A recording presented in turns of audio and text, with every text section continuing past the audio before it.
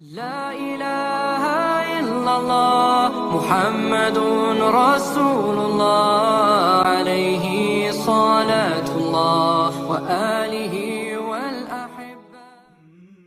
Assalamualaikum warahmatullahi wabarakatuh. Bismillahirrahmanirrahim.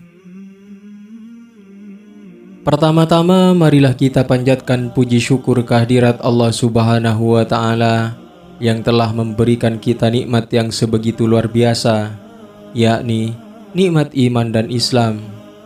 Dan tidak lupa, sholawat beserta salam semoga terlimpah curahkan kepada Nabi besar kita, Nabi Muhammad sallallahu alaihi wasallam, kepada keluarganya, para sahabatnya, pengikutnya, dan kepada kita sekalian.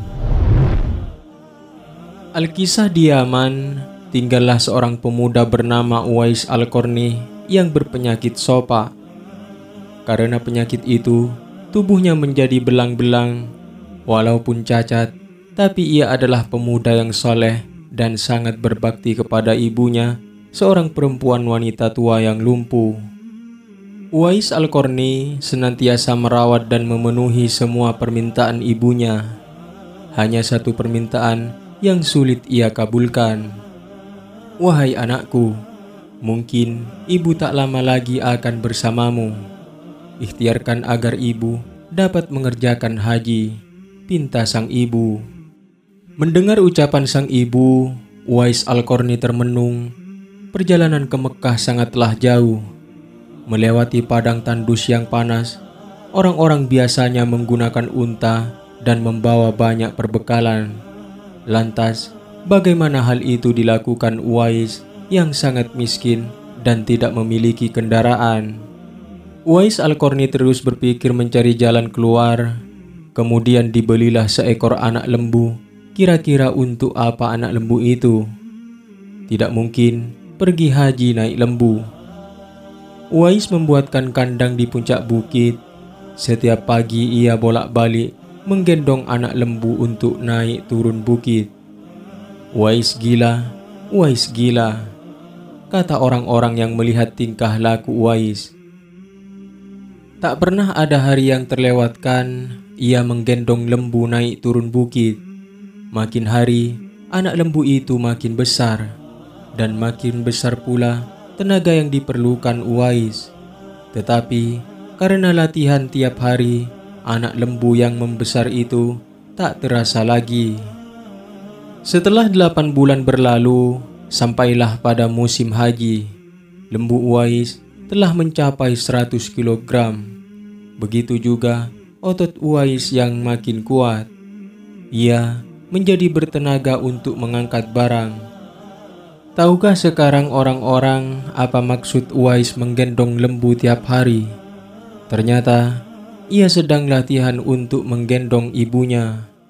Kemudian Uwais Al-Qarni menggendong ibunya berjalan kaki dari Yaman ke Mekah. Subhanallah, alangkah besar cinta Uwais pada ibunya itu. Ia rela menempuh perjalanan jauh dan sulit demi memenuhi keinginan ibunya. Uwais berjalan tegap menggendong ibunya wukuf di Ka'bah. Ibunya terharu dan bercucuran air mata setelah melihat Baitullah. Di hadapan Ka'bah, ibu dan anak itu berdoa, "Ya Allah, ampuni semua dosa ibu," kata Uwais. "Bagaimana dengan dosamu?" tanya sang ibu keheranan. Uwais menjawab, "Dengan terampuninya dosa ibu, maka ibu akan masuk surga. Cukuplah ridho dari ibu yang akan membawaku ke surga." Itulah keinginan Uwais yang tulus dan penuh cinta. Allah Subhanahu wa Ta'ala pun memberikan karunia untuknya. Uwais seketika itu juga sembuh dari penyakit sopaknya. Hanya saja tertinggal bulatan putih di tengkuknya. Tahukah kalian apa hikmah dari bulatan disisakan di tengkuknya Uwais tersebut? Itulah tanda untuk Umar bin Khattab radhiyallahu an dan Ali bin Abi Thalib radhiyallahu an, dua sahabat Rasulullah sallallahu alaihi wasallam, untuk mengenali Uwais. Beliau berdua sengaja mencari di sekitar Ka'bah karena Rasulullah Shallallahu Alaihi Wasallam berpesan, di zaman kamu nanti akan lahir seorang manusia yang doanya sangat makbul. Kalian berdua pergilah cari dia. Dia akan datang dari arah Yaman. Dia dibesarkan di Yaman. Sesungguhnya Allah mengharamkan atas kamu durhaka pada ibu dan menolak kewajiban dan meminta yang bukan haknya dan membunuh anak hidup-hidup, dan Allah membenci padamu banyak bicara dan banyak bertanya. Demikian pula memboroskan harta ataupun menghamburkan kekayaan. Hadis riwayat Bukhari dan Muslim.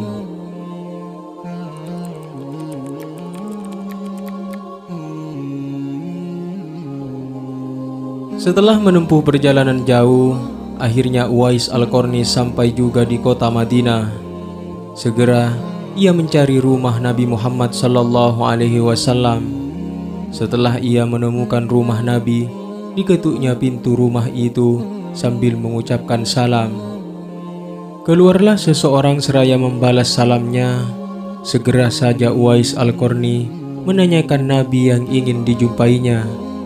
Namun ternyata Nabi tidak berada di rumahnya.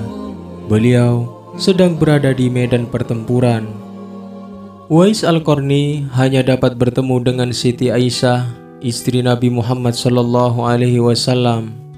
Betapa kecewanya hati Uwais.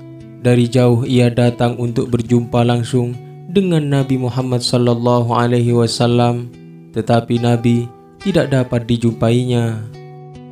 Dalam hati Uwais Al-Qarni bergejolak perasaan ingin menunggu kedatangan Nabi Muhammad Sallallahu Alaihi Wasallam dari medan perang. Tapi kapankah Nabi pulang? Sedangkan masih terngiang di telinganya pesan ibunya yang sudah tua dan sakit-sakitan itu, agar ia cepat pulang ke Yaman. Akhirnya, karena ketaatan kepada ibunya, pesan ibunya mengalahkan suara hati dan kemauannya untuk menunggu dan berjumpa dengan Nabi Muhammad Sallallahu Alaihi Wasallam. Karena hal itu tidak mungkin, Uwais Al-Qarni dengan terpaksa pamit kepada Siti Aisyah untuk segera pulang kembali ke Yaman. Dia hanya menitipkan salamnya untuk Nabi. Setelah itu, Uwais pun segera berangkat pulang, mengayunkan langkahnya dengan perasaan amat sedih dan terharu. Setelah peperangan usai dan Nabi pulang menuju Madinah, sesampainya di rumah, Nabi Muhammad Sallallahu Alaihi Wasallam menanyakan kepada Siti Aisyah tentang orang yang mencarinya. Nabi Muhammad Sallallahu Alaihi Wasallam mengatakan bahwa Uwais, anak yang taat kepada ibunya, adalah penghuni langit. Mendengar perkataan Nabi, Siti Aisyah radhiyallahu anhu dan para sahabat tertegun. Menurut keterangan, Siti Aisyah memang benar ada yang mencari Nabi dan segera pulang ke Yaman. Karena ibunya sudah tua dan sakit-sakitan, sehingga ia tidak dapat meninggalkan ibunya terlalu lama. Nabi Muhammad Sallallahu Alaihi Wasallam melanjutkan keterangannya tentang Uwais Al-Qarni, penghuni langit itu, kepada para sahabatnya. Kalau kalian ingin berjumpa dengan dia, perhatikanlah ia mempunyai tanda putih di tengah telapak tangannya. Setelah itu, Nabi Muhammad Sallallahu Alaihi Wasallam memandang kepada Ali bin Abi Thalib dan Umar bin Khattab radhiyallahu an, seraya berkata, suatu ketika, apabila kalian bertemu dengan dia, mintalah doa dan istighfarnya. Dia adalah penghuni langit, bukan orang bumi. Waktu pun terus berganti dan Nabi Muhammad Sallallahu Alaihi Wasallam kemudian wafat. Kekhalifahan Abu Bakar pun telah digantikan pula oleh Sayyidina Umar bin Khattab radhiyallahu an. Pada suatu ketika, Khalifah Sayyidina Umar bin Khattab teringat akan sabda Nabi tentang Uwais Al-Qarni, penghuni langit. Beliau segera mengingatkan kembali sabda Nabi itu kepada sahabat Ali bin Abi Thalib. Sejak saat itu, setiap ada kafilah yang datang dari Yaman, Khalifah Sayyidina Umar pun dan Sayyidina Ali bin Abi Thalib selalu menanyakan tentang Uwais Al-Qarni si fakir yang tak punya apa-apa itu. Rombongan kafilah dari Yaman menuju Syam silih berganti membawa barang dagangan mereka. Pada suatu ketika, Uwais Al-Qarni turut bersama mereka. Rombongan kafilah itu pun tiba di kota Madinah. Melihat ada rombongan kafilah yang baru datang dari Yaman, segera Khalifah Sayyidina Umar bin Khattab dan Ali bin Abi Thalib mendatangi mereka dan menanyakan apakah Uwais Al-Qarni turut bersama mereka. Rombongan kafilah itu mengatakan bahwa Uwais Al-Qarni ada bersama mereka. Dia sedang menjaga unta-unta mereka di perbatasan kota. Mendengar jawaban itu, Khalifah Sayyidina Umar bin Khattab dan Ali bin Abi Thalib segera pergi menjumpai Uwais Al-Qarni. Sesampainya di kemah tempat Uwais berada, Khalifah Sayyidina Umar bin Khattab dan Ali bin Abi Thalib memberi salam. Tapi rupanya Uwais sedang sholat. Setelah mengakhiri sholatnya dengan salam, Uwais menjawab salam Khalifah Sayyidina Umar bin Khattab dan Sayyidina Ali bin Abi Thalib sambil mendekati kedua sahabat Nabi tersebut dan mengulurkan tangannya untuk bersalaman. Sewaktu berjabatan, sang khalifah dengan segera membalikkan telapak tangan Uwais seperti yang pernah dikatakan Nabi. Memang benar, tampaklah tanda putih di telapak tangan Uwais Al-Qarni. Wajah Uwais nampak bercahaya, benarlah seperti sabda Nabi bahwa ia adalah penghuni langit. Khalifah Sayyidina Umar dan Sayyidina Ali bin Abi Thalib menanyakan namanya dan dijawab Abdullah. Mendengar jawaban Uwais, mereka tertawa dan mengatakan, "Kami juga Abdullah, yakni hamba Allah. Tapi siapakah namamu yang sebenarnya?" Uwais kemudian berkata, "Nama saya Uwais Al-Qarni." Dalam pembicaraan mereka, diketahuilah bahwa ibu Uwais telah meninggal dunia. Itulah sebabnya ia baru dapat turut bersama rombongan kafilah dagang saat itu. Akhirnya, Khalifah Sayyidina Umar dan Ali bin Abi Thalib memohon agar Uwais membacakan doa dan istighfar untuk mereka. Uwais enggan dan dia berkata kepada Khalifah, "Sayalah yang harus meminta doa pada kalian." Mendengar perkataan Uwais, Khalifah Sayyidina Umar berkata, "Kami datang ke sini untuk memohon doa dan istighfar dari Anda, seperti yang dikatakan Rasulullah sebelum wafat." Karena desakan kedua sahabat ini, Uwais Al-Qarni akhirnya mengangkat tangan, berdoa dan membacakan istighfar. Setelah itu, Khalifah Sayyidina Umar berjanji untuk menyumbangkan uang negara dari Baitul Mal kepada Uwais untuk jaminan hidupnya. Segera saja Uwais menampik dengan berkata, "Hamba mohon supaya hari ini saja hamba diketahui orang. Untuk hari-hari selanjutnya, biarlah hamba yang fakir ini tidak diketahui orang lagi." Beberapa tahun kemudian, Uwais Al-Qarni berpulang ke rahmatullah.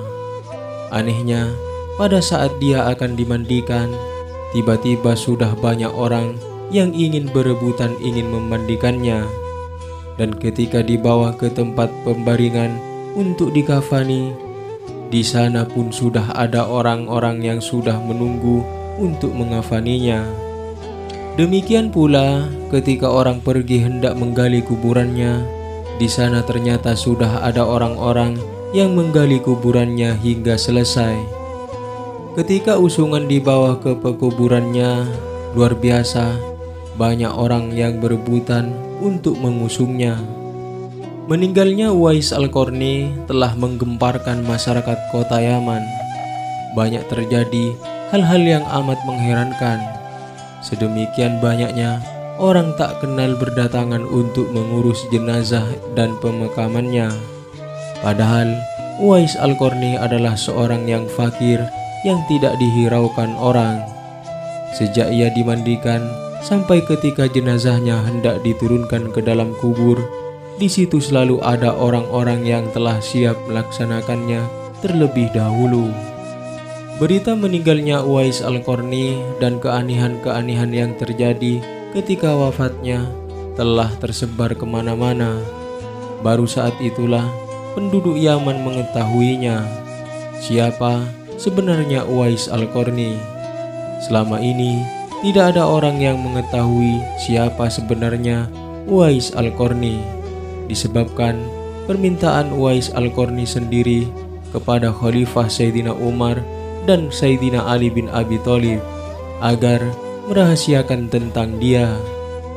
Barulah di hari wafatnya mereka mendengar sebagaimana yang telah disabdakan oleh Nabi bahwa Uwais Al-Qarni adalah penghuni langit.